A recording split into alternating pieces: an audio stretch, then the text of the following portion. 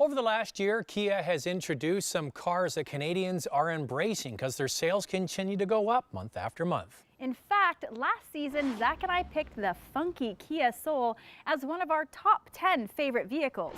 Well, Kia is back with the all-new Sportage.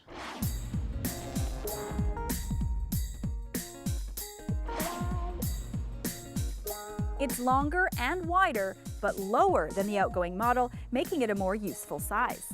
Stylish is a good word to describe this new crossover. The flowing lines and optional oversized wheels almost make this vehicle look like a toy car. It has a bit of a Tonka truck quality to it. It's fun and elegant all at the same time. The Sportage is sold in two trim levels, an LX or EX, and both can be equipped with front wheel or all-wheel drive. Look for a turbo version later to replace the V6 from the older model. A couple of things about the design of the Sportage that affect drivability, mostly around outward visibility and parking.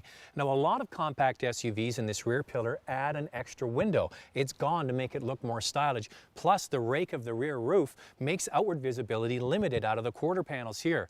And also, the window in the back, it looks like a good size, but when you look from the inside out, it is rather small.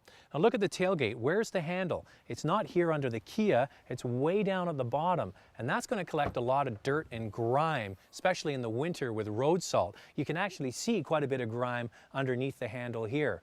Now, the overall shape, this really reminds me of the Nissan Rogue. It's kind of rounded in here, but it is a useful size, and I think it'll be practical for many people. The interior is an absolute pleasant surprise. For just under $22,000, there's a long list of standard features. Now, our test vehicle is the EX all-wheel drive. We've added leather and a couple of options, but regardless of that, the interior has been very well thought out and it looks great. Standard equipment includes air conditioning, remote keyless entry, heated seats, multifunction tilt steering wheel, cruise control, sat radio, USB, audio with auxiliary input, Bluetooth connectivity, and more. You know, Lacey, we mentioned it before, Kia and Hyundai, they're very clever. They add standard features that other manufacturers make you pay through the nose for. Heated seats, USB port, they're perfect examples. They throw them in for free, and that's what gets people into dealerships. Now, there's one thing. We talked about the dashboard being well laid out. One exception is the radio display. It is red backlight. It's on an angle. When it catches the sun in bright sunshine, it makes it very hard to read. I think Kia's taken a bit more of a sportier image, whereas Hyundai's a little bit more elegant. I would say the Tucson's a little bit uptown and the Sportage a little bit downtown, like me. As we mentioned before, there's no longer a V6 being offered, but I gotta be honest, the base unit is a 2.4 liter with 176 horsepower, and it's quite wonderful.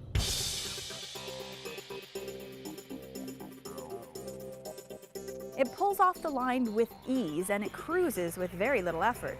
The base model can be equipped with a 6-speed manual, and a 6-speed automatic is also available.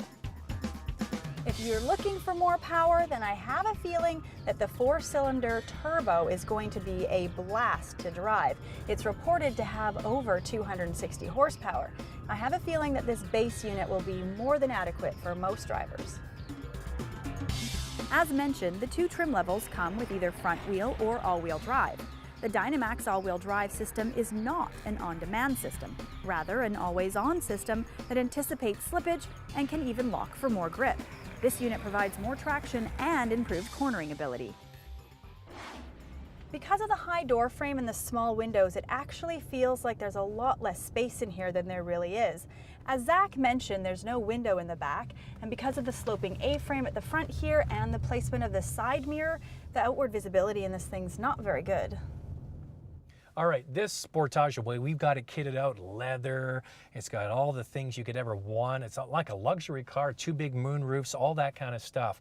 Now, we've already talked about the limited visibility out the back. This is especially a problem when you park, but you put the vehicle in reverse, and one thing that would really help to see the curb is to have an auto tilt mirror that lets you look down and see the curb. This doesn't have that, which means you can't see out the back that well. You can't see the curb. That's going to result in scratched wheels.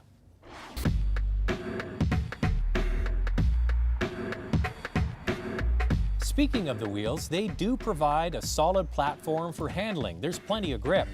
Body roll is minimal, and the suspension is being tuned for a bit of fun. Where some manufacturers make some very sensible compact SUVs, the Sportage is targeted at a youthful driver who needs some utility but still wants to have handling.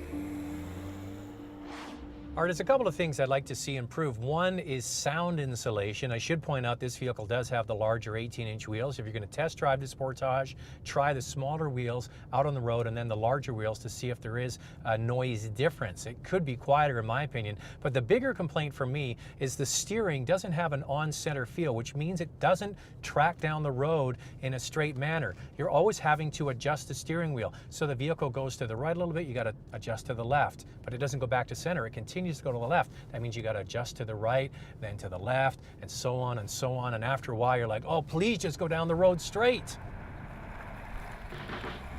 Okay, Zach, the question is, do you think that this is a good follow-up from the Soul? I mean, did Kia hit another home run with this new Sportage? Well, I don't think it's a home run, but it's definitely a solid triple. And there's a lot to like and a few niggly things that they could definitely work on. First of all, the lights. I like the styling. It's a really good-looking vehicle on the outside. The engine, the transmission, and the suspension all work together to provide a solid platform and a little bit of fun. The price is excellent, and of course Kia has that 5-year, 100,000-kilometer warranty that's going to help people get over the anxiety of trying a Kia in the first place. On the downside, there's a few things that I think need to be adjusted. The electric power steering needs to be tweaked so it has some on-center feel. It doesn't track down the road properly, in my opinion. The cup holders are big, but if you have like a Starbucks mug or a Tim Hortons mug in there or a bottle of water, they flop around. And it's noisy. It might just be because it's got the big 18-inch wheels. Try the smaller wheels to start with, but that's definitely an issue. It's kind of noisy, especially when you're on the highway. What do you think about it? Well, you know what, Zach? I think the interior styling is absolutely beautiful. What I like about it is the fit and finish really give you the impression that you're actually in a vehicle that's worth a lot more money. The engine, I mean, I said it before, but it's fantastic for what it is. And I think it's great that you will actually have a choice of engines down the road so you can get something with a little bit more power if you do decide to get the turbo. And Zach mentioned the price. For the starting price, you get a long list of standard features. Now on the downside, the blind spots are terrible and it really makes the Sportage hard to park. And I agree with Zach on this one. The road noise, especially on the highway, is actually quite unbearable. All right, so a triple for Kia. That's 3 out of 4 stars. Not bad.